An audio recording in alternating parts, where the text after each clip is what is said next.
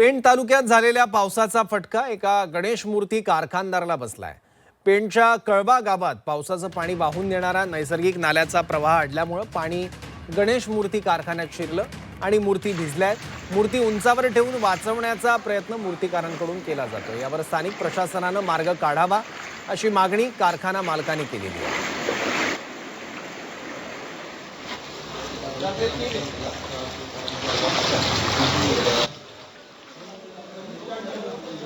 कारखान्यामध्ये पावसाचं पाणी शिरलेलं आता गणेश मूर्ती बनवण्याची लगबग सध्या बघायला मिळते आहे, कारण काही महिन्यांवर आता गणेशोत्सव येऊन ठेपलेला आहे। पण या गणेश मूर्ती बनवण्याच्या कारखान्यामध्येच पाणी शिरलंय, त्यामुळे मूर्तिकारांचं नुकसान झालंय। कारखान्यात पाणी शिरल्यानं अनेक मूर्ती देखील खराब झालेल्या आहेत। त्याच्यामुळे या कारखानदाराचं गणेश मूर्तिकाराचं देखील नुकसान झालेलं आहे। मोठ्या प्रमाणात सध्या मूर्तींची मागणी असते मुंबईमध्ये आणि आसपासच्या परिसरात सुद्धा।